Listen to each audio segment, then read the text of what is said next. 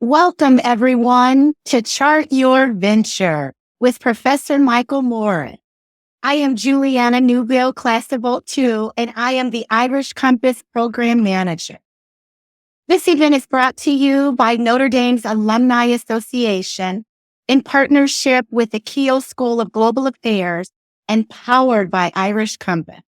We are thrilled to have you join us. We are honored to welcome Professor Michael Moore, a leading expert in entrepreneurship and social innovation. With a joint appointment at the Pulte Institute and McKenna Center within Keele School of Global Affairs, he's a pioneer in building top-ranked entrepreneurship programs globally. Professor Morris empowers those facing adversity, launching poverty initiatives, and creating programs like the Disabled Veterans Entrepreneurship Program.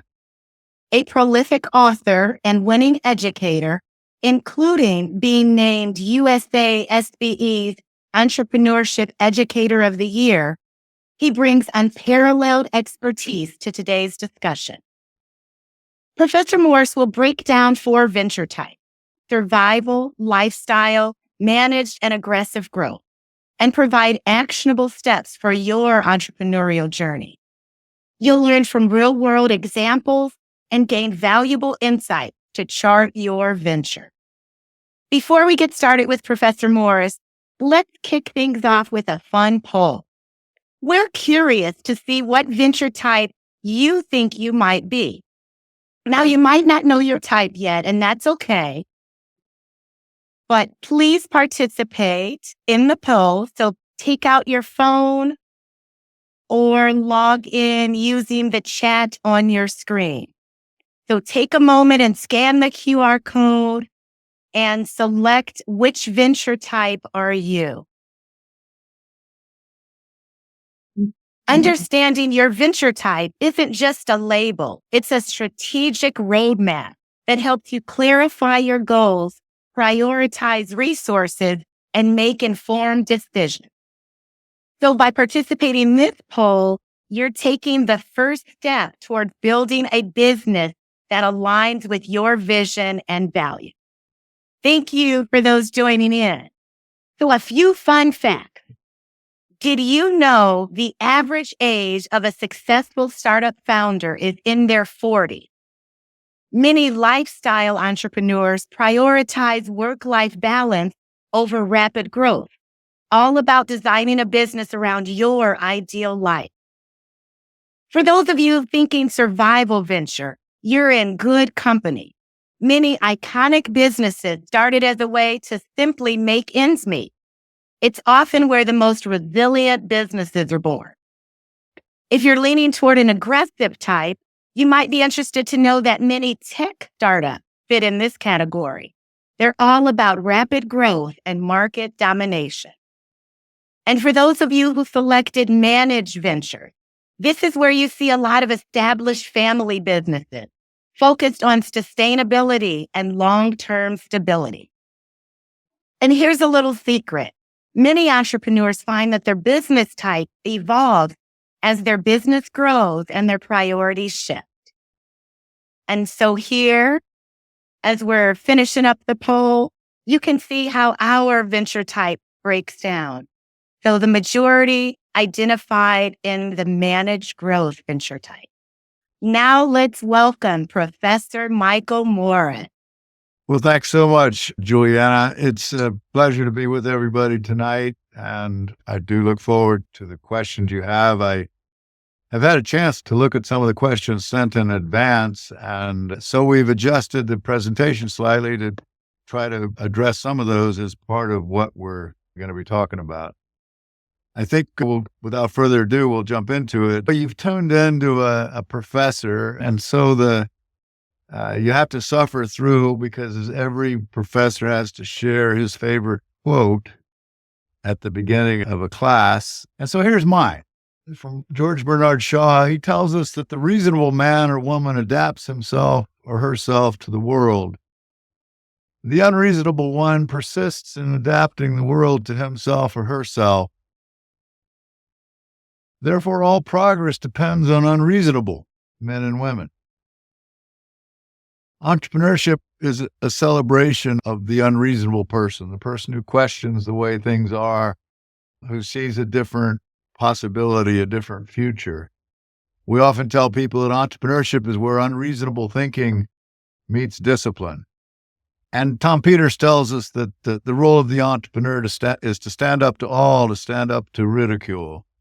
I want to echo those themes as we go through tonight's presentation. I first want to start by getting rid of some of the myths. You may well have been somewhere or in some session, some forum where somebody gets up and says, "Did you know 98% of startup ventures fail?" And everybody's, "Oh, really? Yeah." It's not like that at all. If it were 98%, I would tell all of you to go to Las Vegas because your odds are better there than 98% failure rate. The reality is about 45% of new ventures fail. And that's typically defined in terms of a key threshold, and that is 5 years. And that rate varies significantly depending on industry types. Restaurants, a little higher, a plastics company, a little lower.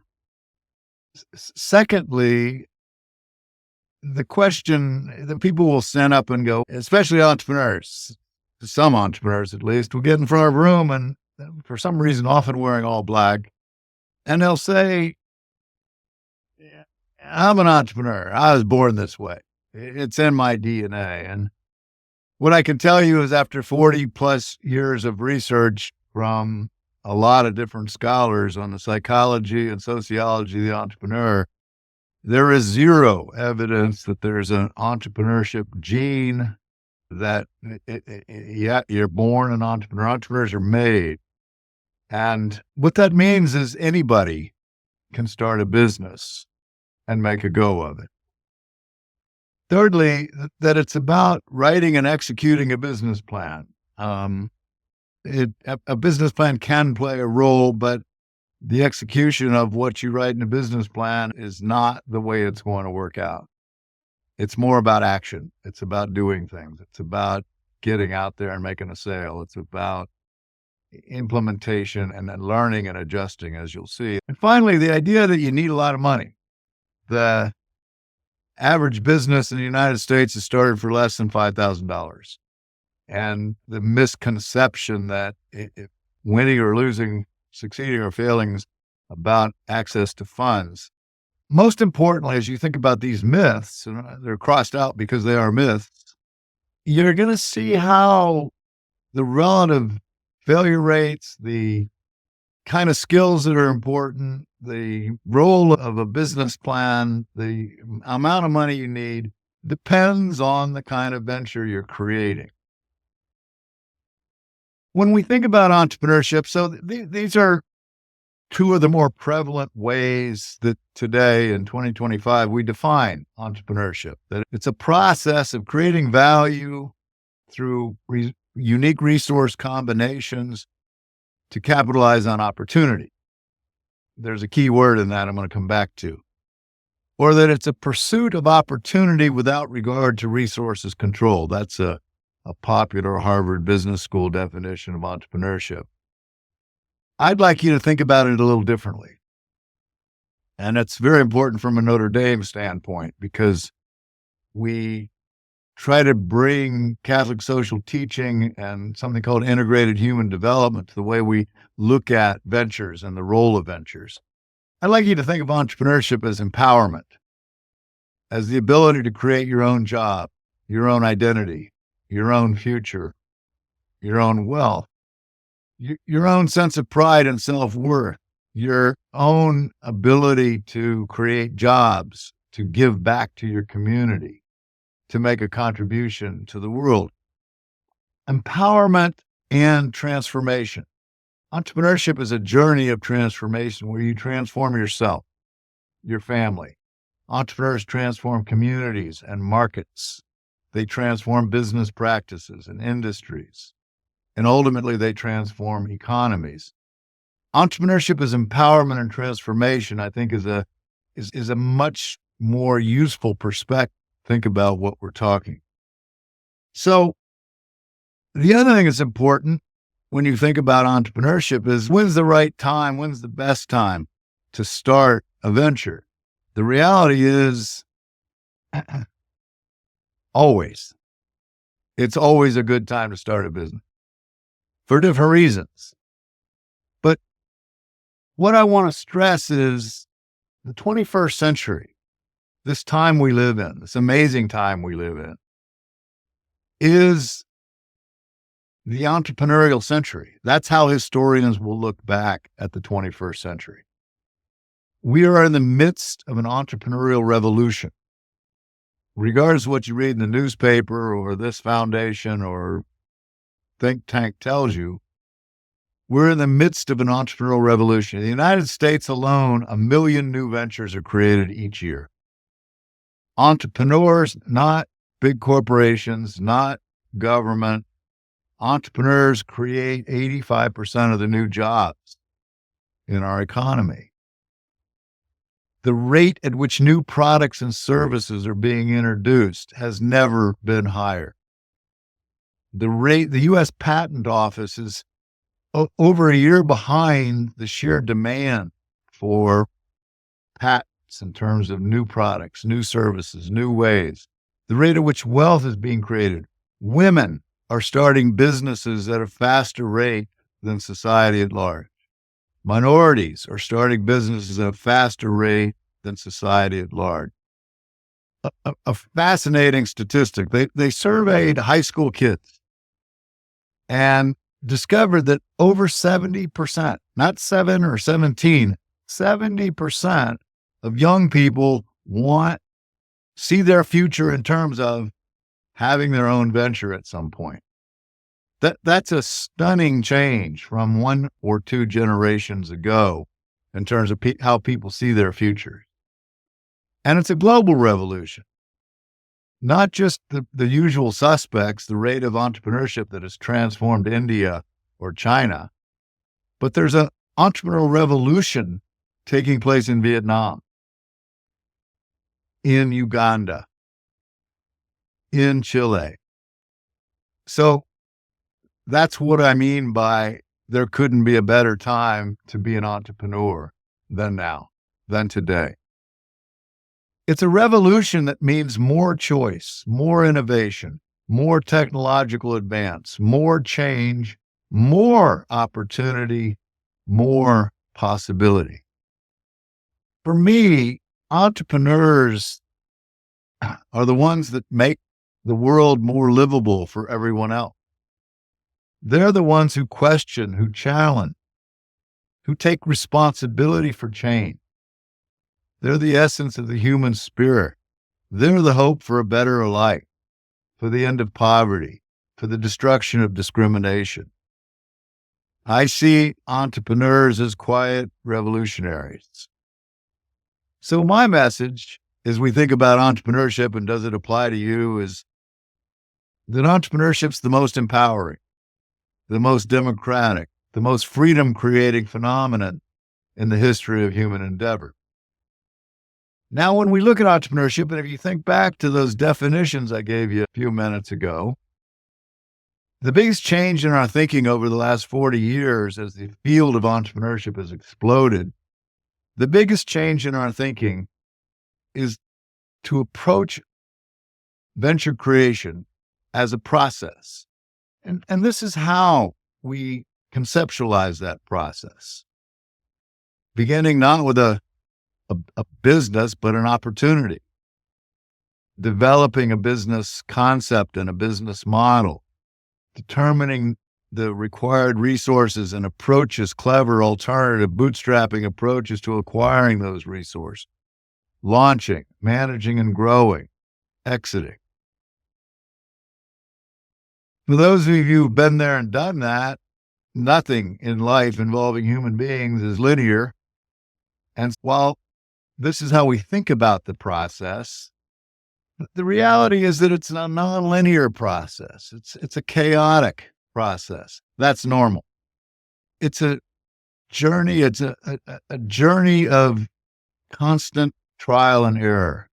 There's no way to know before you start a venture the exact right price to charge, the exact right segment to target, the exact right marketing approach, the exact right inventory level to keep, no matter how well researched your business plan is. And so it's about making mistakes. It's about learning on the fly. It's about unexpected occurrences that you have to adapt to. It's not controllable. It's not predictable. In fact, the word I highlight here is emergent. What that means is what you start out to create, if you're successful, is not what gets created. What succeeds is something different. We did a study a few years ago with Irish companies that were 5 years in, which is, again, a key point, and were highly successful.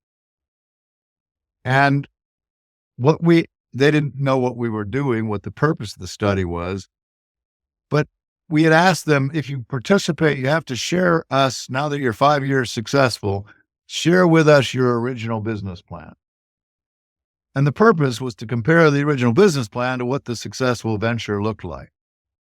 And in 60 out of 60 cases, the business plan was far removed to what the business looked like when it succeeded. What its principal product was, what they were making the most money from, which market segments generated the most revenue for the business, the financial structure, the kinds of employees they hired, everything had changed. So it's all about learning, adjusting, adapting as you go. So if you think about it as a journey, where does the journey lead? That's another way of asking the question, what do entrepreneurs actually create? And the obvious answer is they create businesses. But as Juliana laid out in her introduction, entrepreneurs create different kind of ventures, different kind of businesses. And our work, a book we wrote a couple of years ago called, with the same title, What Do Entrepreneurs Create? We've identified 4 distinct types of ventures, which we label survival ventures, lifestyle ventures, managed growth ventures, and aggressive growth ventures. And it's interesting to look at the percentages in the poll that Juliana did, because it may surprise you that of these 4, the only ones you ever read about are the aggressive growth ventures. The sort of sexy, glamorous, scalable, fast growth, national, international kind of ventures. The facts tell us that less than 1% of startups are aggressive growth ventures.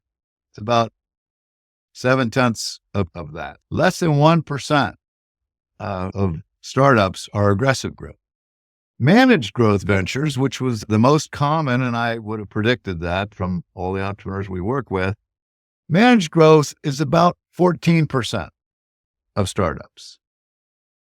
Alternatively, survival and lifestyle ventures constitute 85% of startups. 85% of startups. So that's the norm. That's not the exception. And that's an important point, because we glamorize and celebrate the managed and aggressive growth ventures, and the survival and lifestyle ventures maybe don't get as much respect. It's almost like normatively one's better than the other. My conclusion is that we need to celebrate all 4 types. And as you're going to see, all 4 types play a critical role in our economy. Even take a simple example. A fast growth venture like Uber outsources all its drivers. They're all contract employees. Every one of those drivers has an independent business, which is a survival venture. So you wouldn't have the fast growth without the survival. And I'll elaborate on that. So let's take a deeper dive into these 4 types of ventures. We start with the survivalist.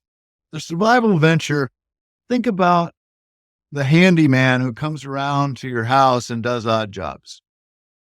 Or the person downtown that has a hot dog stand on a corner. Those are survivalist kinds of ventures. By and large, they don't have formal premises. They may, but they typically do not have formal premises. So they're working from home, or they're working from their truck or car, or they're working from a stall or a stand, pop-up market, whatever. They typically don't have employees other than possibly a family member who's helping out. They tend to be labor-intensive types of businesses. But the key is they generate enough revenue to pay the bills. It's a hand-to-mouth kind of existence. They survive. And that revenue is not going to produce high levels of profit, but can produce small profits that allow them to survive, to live. There's a lot of self-employed people in America that are basically survival kind of ventures. They, as I say, cover their costs, make a margin possibly, but the second type of venture is the lifestyle venture. This is your favorite restaurant in your hometown. This is a small machine shop, a bar you like, a shoe selling business or shoe repairing business. The difference with lifestyle is it's doing more than just covering costs, just breaking even. It's generating enough profit to reinvest in the business. So it's the hair salon you like to go to that makes enough money, enough retained earnings to put back into the business. So every 4 years, they can replace the mirrors or the chairs or otherwise reinvest in the business. It's a business that is small and stays small. So it doesn't seek expansion. That person with the hair salon might want 2 locations, but they don't want 10. They don't want 15. With the lifestyle business, though, they're generating enough money to have a decent or nice lifestyle. They're embedded in local communities. The important point about the lifestyle venture, though, is nobody's getting rich. We're not producing multimillionaires or even millionaires. That person that owns that hair salon you like or that bar you like to go to may have a successful lifestyle business, but they're not getting rich. But they may be making a decent living. They may be able to take a vacation. They may be able to pay for their kids' education. They typically have premises. There are home-based ones as well. They generally have employees.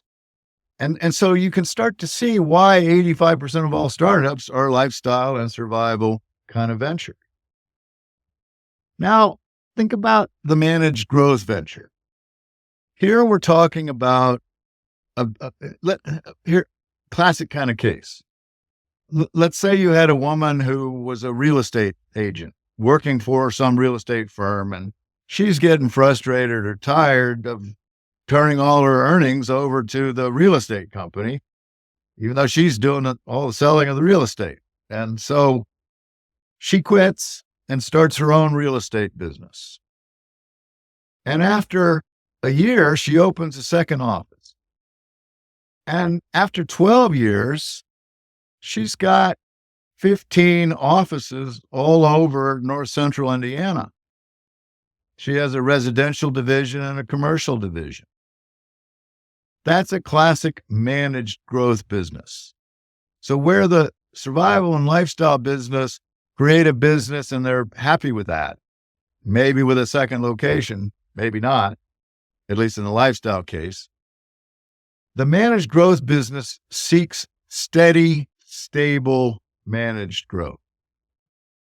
What I've done in this slide is try to give you examples of the things that are almost always present in a managed growth venture, things that are frequently present, things that sometimes are present.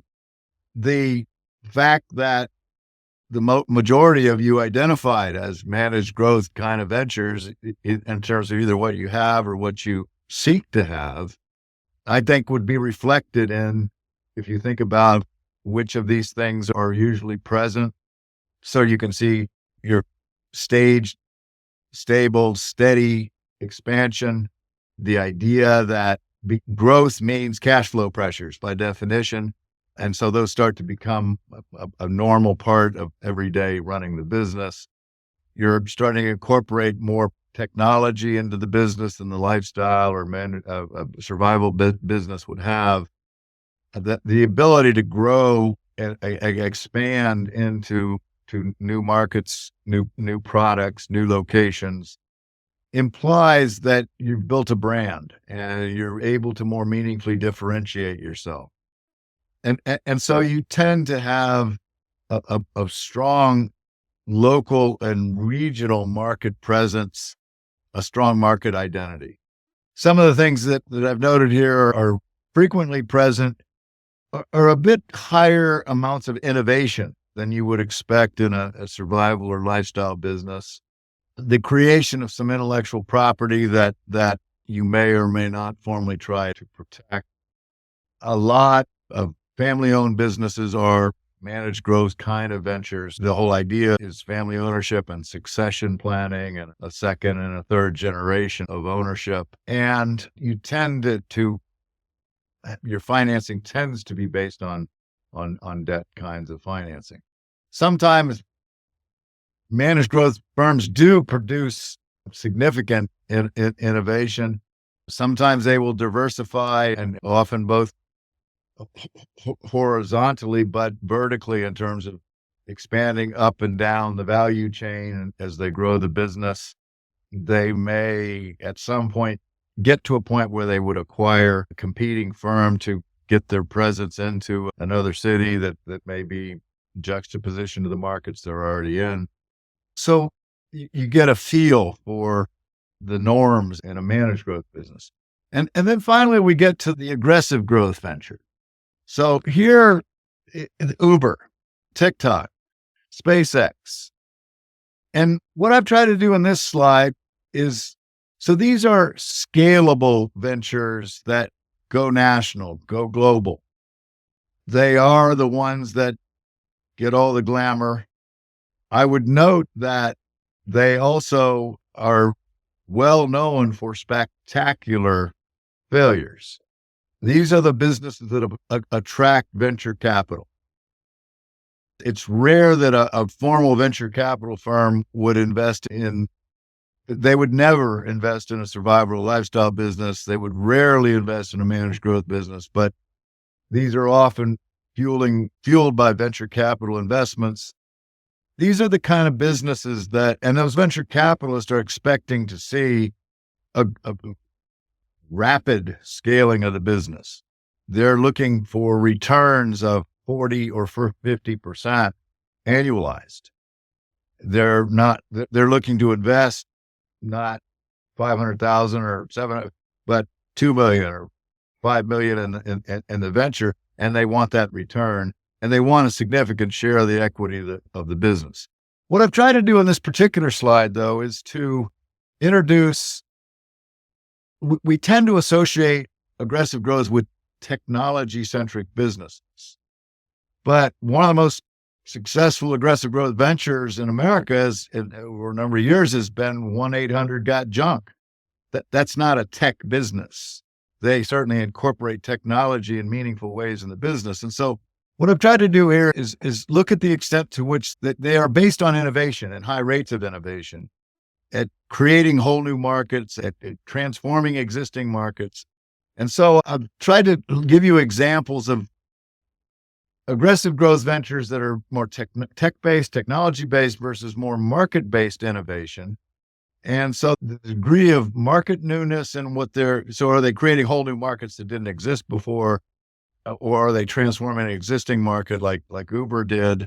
And the technological newness in terms of what they're doing, SpaceX, as opposed to say, Under Armour.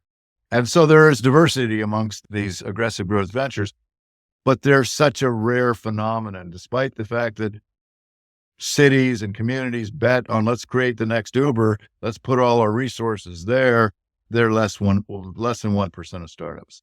So what I've done here that I thought you'd find interesting is I've taken a conventional business like cleaning services and given you an example of a cleaning service that's a lifestyle venture, a survival venture, a lifestyle venture, a managed growth venture, and an aggressive growth venture. And so Clara's cleaning would be a survival venture. She's probably more cleaning residential than commercial. She's probably employing family members, or family members are doing some of the work, reliant on word of mouth and very basic kinds of marketing. Hard to differentiate her business from the other zillion cleaning businesses at the local level. Owns very little in the way of formal equipment, little technology. Main Street Commercial Cleaners, this is a lifestyle business that has a single location, tends to do a lot of offices, a little bit more sophisticated in their marketing, has 15 employees, has some industrial kinds of equipment, the cleaning equipment. BioClean Medical and Health Specialist is a managed growth venture that has a regional focus. It has cleaning, including bio-waste cleaning in health clinics and hospitals in 7 different cities. They're using more sophisticated technology. They have multiple teams per location. Mary Maids is a global business so over 8,000 employees. They clean over 300,000 residences. That they have online and more sophisticated marketing. They're using technology to coordinate this network. Even in cleaning, you can see all 4 types of ventures at work. This slide is just trying to show you a comparison of the 4 on a whole set of variables, the rate at which they grow, the entrepreneur's time horizon, day to day in a survival venture, 2 to 5 years in an aggressive growth venture. This management style, reactive, tactical, strategic, proactive, how entrepreneurial they are in terms of their innovativeness, risk-taking, and proactiveness, how they exit, where they get their funding. So fundamental differences across these 4. So when you think about these 4, what are the underlying properties? People go, I create a survival and it becomes a lifestyle, and then I transform it into a managed growth, and I might transform it into an aggressive growth. That hardly ever happens. It can happen, but it hardly ever happens. These are 4 discrete paths. So it's not get on one path and then jump to a different path. It's what we call path dependent. The kind of decisions you're making early on in a lifestyle business tend to keep it a lifestyle business. The kind of decisions you have to make early on in an aggressive growth venture put it on an aggressive growth pathway. And it gets harder as you go from right to left. So moving survival to lifestyle is more doable. Moving lifestyle to managed growth becomes tougher. Moving from managed growth to aggressive growth, almost impossible. Identities, the entrepreneur, as she or he forms an identity around their venture, will tend to be different kinds of entrepreneurial identities as a lifestyle types of entrepreneur versus a aggressive growth entrepreneur. And so then you go, who cares? Why does this matter? It matters for a lot of reasons. How you define success in a survival business is totally different than how the metrics you use for performance and success in a managed growth business. The decisions you're making early on in the business start to dictate which of these paths you're going to be on. And importantly, as you look at what you're trying to create and build, you need to look at the fit. I talked when I compared the 4 types of ventures in this slide, we talk about the different kind of skills that are required for the entrepreneur in a lifestyle business versus a managed growth business. And so you're trying to assess the fit between the skills required for managed growth versus lifestyle versus aggressive growth and the skills you've developed to date, between your motivation for starting the business, the time horizon that you're looking at and you're willing to wait for returns. With an aggressive growth business, you may ultimately become very wealthy, but you may not see those returns for 6, 7 kind of years. Amazon struggled mightily, financially and otherwise, for its first 8 years of existence. It's an aggressive growth venture. How much control do you need? Because the more you're looking at aggressive growth, the less control you're going to have, because you're going to be giving up equity to fuel the kind of huge cash flow requirements. So then the fit between resources and venture types. It matters because you need to manage your expectations as an entrepreneur. Where you will get funded will vary entirely based on which of these 4 paths you go down. Cash flow pressures are much greater in managed growth and overwhelmingly greater in aggressive growth than in lifestyle and survival. The returns you'll see obviously vary dramatically, but how you get those returns and when you get those returns. Entrepreneurship is a journey that involves stress and risk, but risk factor and stress factor go up disproportionately as we move from survival to lifestyle to managed growth to aggressive growth. And the ultimate sophistication that you've got, the infrastructure you've got to build to support the enterprise, becomes much more complex, much more sophisticated as you try to have a scalable business versus a lifestyle business. It also matters from our country's vantage point. Each of these businesses plays a different role in society. You talk about new jobs, that's all about managed growth and especially aggressive growth ventures. If you talk about where most of the innovation in society comes from, it's principally aggressive growth kinds of ventures. But if you talk about the stability of local economies, that's really about survival and lifestyle ventures. So while aggressive growth ventures are creating most of the new jobs, the survival and lifestyle ventures are accounting for a disproportion, as much as 50% of the existing jobs. And survival and lifestyle ventures are much more embedded in the community and managed growth. The aggressive growth venture is going to move to wherever the venture capital are going to move to Austin, Texas. They're going to move to they're not going to stay in South Bend. And so think of this just like you think of an investment portfolio. You don't invest in X, you invest in a portfolio of stocks, bonds, and more stable, predictable kinds of companies versus some speculative kinds of companies. It's a portfolio approach, high growth, low growth. Think about a portfolio of ventures, the mix in society. And that's what we need. We need a healthy mix of survival, lifestyle, managed growth, and aggressive growth ventures. And finally, if you don't mind, a little plug. One of the programs we run at Notre Dame that I am privileged to be able to lead is called the Urban Poverty and Business Initiative.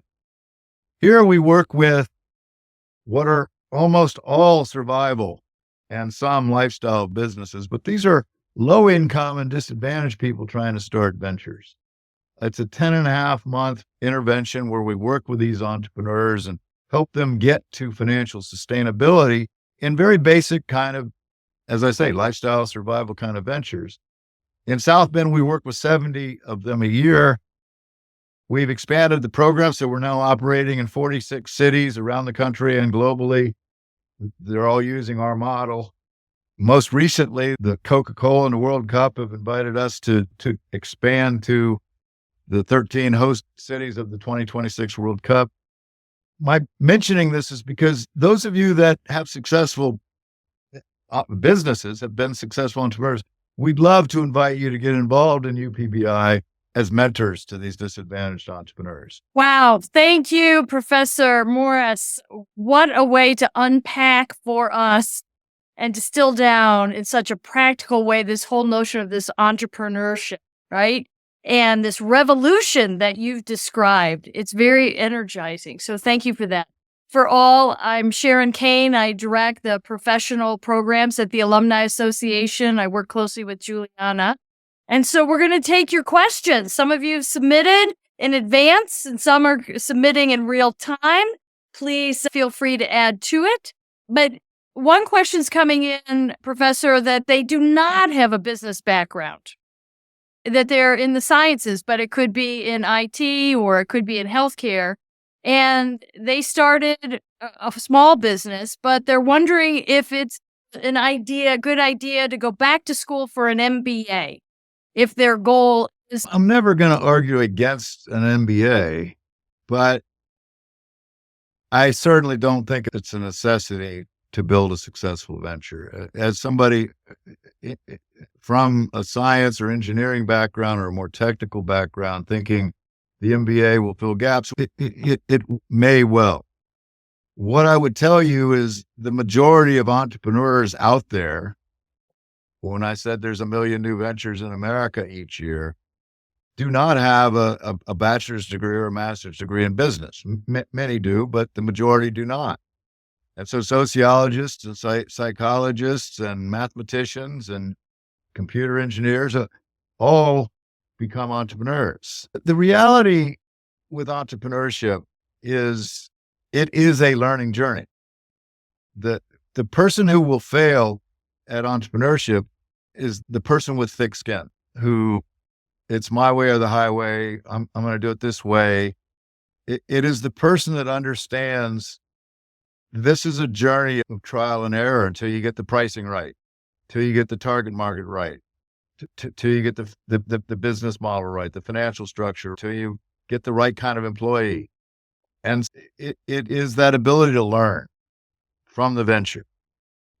We often say, in some of the other research we've done, entrepreneurs create ventures, but much more critically, ventures create entrepreneurs. It's the venture experience that forms you into an entrepreneur. I use the metaphor, Sharon, if you don't mind, I will use something a little off the wall, but think about motherhood. Those of you who are mothers, think about having that first child. When that baby showed up, did you know what you were doing? No. You didn't know how to interpret the baby's crying. Is it sick? Is it hungry? Does it just want attention? What do I do? And so you learn, become a great mom. Entrepreneurs learn to become great entrepreneurs more from the venture experience than necessarily going and get an MBA.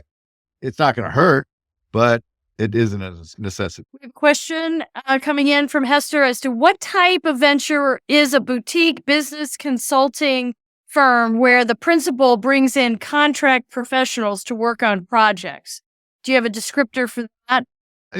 All ventures will fall. That's the reason we spent so much time developing this framework, these 4 types. All ventures will fall into one of the 4.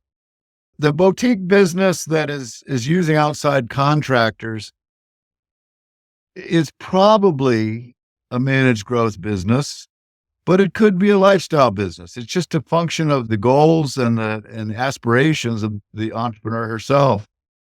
The idea of not having my own employee base and instead contracting to get the service providers that help deliver my service generally suggests I'm trying to minimize my permanent fixed cost investment with an eye towards being able to grow faster. And so it would tend to be more associated with managed growth. The follow-on was submitted. Is it possible to run a successful creative business with one person hiring freelancers? So this notion of bringing in talent. What was the first part of the question? Is it possible to? Is it possible to run a successful creative business with one person in the business, but hiring freelancers, kind of hub and spoke?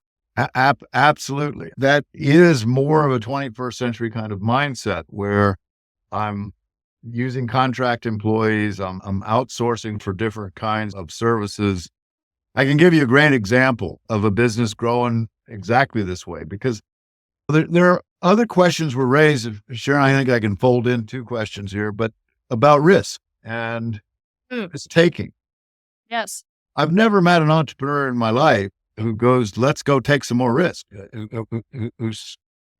Entrepreneurs are not great risk takers. They're great risk mitigators. They're great risk managers. So outsourcing is a risk management strategy. It is enabling me to free up money for other purposes, whether that's marketing or something else, equipment. But the use of the outsourced provider is fueling growth. So there's a great business that this woman built called Calyx and Corolla, where she would provide exotic flowers or amazing flowers. She's in an existing business in the flower business. But the problem with flowers is when you buy flowers, they're already used. They've been, because the flower shop isn't got a greenhouse. It's getting the flowers from somewhere else. And so they've been sitting there at the flower shop for a little while before you get them. So when you give them to your loved one, they turn brown the next day. And so she was able to shorten the delivery cycle such that her flowers last an average of 21 days. All of the flower providers were these smaller growers in Hawaii and Brazil. So she's outsourcing production.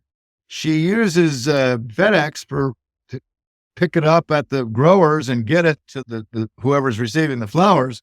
You go, what is she doing? Somebody else is growing, somebody else is delivering. She's the orchestra conductor. She's making the pieces work and built that into a hugely successful business. Love it.